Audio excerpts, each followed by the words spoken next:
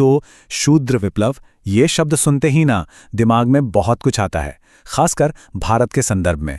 लेकिन क्या इसका मतलब वही है जो हम समझ रहे हैं, या फिर ये एक ऐसी क्रांति की ओर इशारा कर रहा है जो आज हमारी दुनिया को बदल सकती है? चलिए इस दिलचस्प कॉन्सेप्ट को परत दर परत समझते हैं।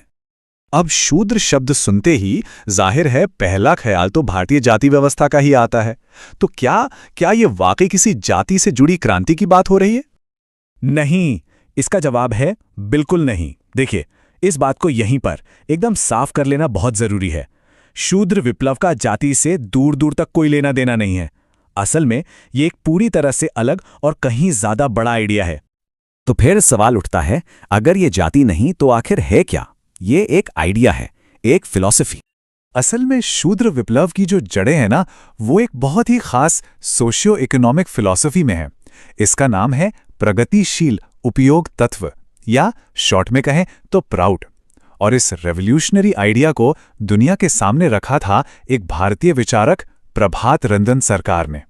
तो शूद्र विप्लव को समझने के लिए पहले हमें प्राउड को समझना होगा। तो चलिए पहले प्राउड की दुनिया में चलते हैं। अच्छा, प्राउड का जो पूरा दर्शन है वो 16 संस्कृत सूत्रों पर टिका है। और इसका जो पहला ही सूत्र है वो समाज के चलने का एक बड़ा दिलचस्प नियम बताता है। वो कहता है, सामाजिक चक्र में हमेशा एक वर्ग का दबदबा रहता है। मतलब इसका मतलब क्या हुआ?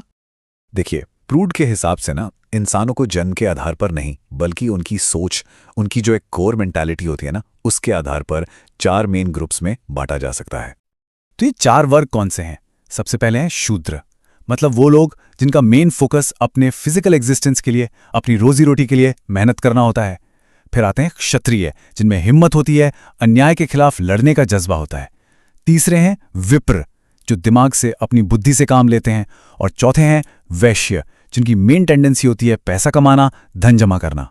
और हाँ, फिर से याद दिला दूं, ये जन्म से नहीं है, ये किसी की डोमिनेंट सोच की बात हो रही है। चलिए इसको ना एक उदाहरण से समझते हैं तो एकदम क्लियर हो जाएगा। शिवाजी महाराज, नेताजी सुभाष चंद्र बोस, चंद्रशेखर आजाद, भगत सिंह, जरा सोचिए इन सब में एक चीज कॉमन क्या थी? अन्याय के खिलाफ लड़ने की वो जबरदस्त हिम्मत, वो साहस। प्राउड के हिसाब से यही गुण उन्हें क्षत्रिय बनाता है। इससे कोई फर्क नहीं पड़ता कि उनका जन्म किस परिवार में हुआ। लेकिन कहानी का सबसे दिलचस्प मोड़ तो अब आने वाला है। प्राउड कहता है कि हमारा समाज इन्हीं 4 वर्गों के शासन के एक साइकिल में, एक चक्र में घूमता रहता है। चलिए देखते हैं ये चक्र चलता कैसे है। इस थ्योरी का नाम है समाज चक्र। इसकी शुरुआत होती है शूद्र युग से, जब लोग सिर्फ जीने के लिए, सर्वाइवल के लिए लड़ रहे होते हैं। इसके बाद आता है क्षत्रिय युग, फिर विप्र युग और आखिर में वैश्य युग। और ये साइकिल बार बार घूमता है। अब इस चक्र का एक फंडामेंटल रूल है, जब भी कोई एक वर्ग सत्ता में आता है ना, तो कुछ समय बाद उसका शासन एक्सप्लॉयटेशन में, यानी शोषण में बदल जाता है। और यही शोषण अगली क्रांति की वजह बनता है, जिसे साइकिल का अगला वर्ग लीड करता है। इतिहास में इसका एक बड़ा जबरदस्त उदाहरण है। नंद वंश का शासक था धनानंद। उसका राज क्षत्रिय युग के शोषण का एक सिंबल बन गया था। उसे किसने हराया? उसे हराया चाणक्य ने, अपनी बुद्धि से, अपनी स्ट्रैटेजी से। तो यहां क्या हुआ? एक शोषक क्षत्रिय के खिलाफ एक विप्र ने क्रांति की और उसे सत्ता से हटा दिया। तो आप सोच रहे होंगे कि ये सदियों पुरानी थ्योरी आज हमारे लिए इंपॉर्टेंट क्यों है? शूद्र विप्लव की बात आज के जमाने में करने का क्या मतलब है? तो प्राउड की थ्योरी के मुताबिक हम और आप आज वैश्य युग में जी रहे हैं। ये व्यापारियों का, पूंजीपतियों का, कैपिटलिस्ट्स का युग है, जहां पैसा ही सब कुछ है और शोषण अपने चरम पर है। आज हम अपने आसपास क्या देख रहे हैं? यही तो देख रहे हैं कि दुनिया की ज्यादातर दौलत, ज्यादातर संसाधन बस कुछ गिने चुने लोगों के हाथ में सिमटते जा रहे हैं। प्राउड के हिसाब से यही वैश्य युग के शोषण का सबसे बड़ा और साफ सबूत है। और इसका नतीजा क्या निकल रहा है? यही कि दुनिया की एक बहुत बहुत बड़ी आबादी आज सिर्फ अपनी बेसिक ज़रूरतों के लिए, अपनी रोज़ की ज़िंदगी के लिए स्ट्रगल कर रही है।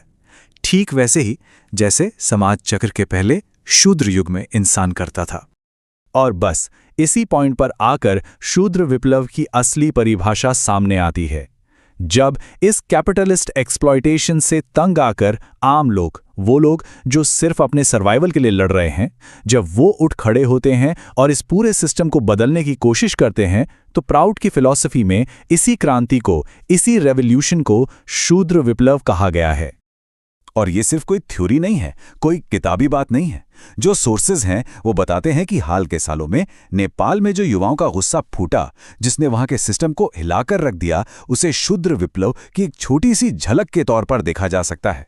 ये दिखाता है कि कैसे आम लोगों का स्ट्रगल एक बहुत बड़े बदलाव की नींव रख सकता है। तो सवाल ये उठता है, आज हम पूरी दुनिया में जो ये प्रोटेस्ट्स, ये गुस्सा, ये बेचैनी देख रहे हैं, क्या ये सिर्फ अलग अलग घटनाओं का शोर है, या फिर प्राउड के समाज चक्र के हिसाब से ये एक नई क्रांति की, एक नए शूद्र विप्लव की आहट है? इस पर सोचना तो बनता है।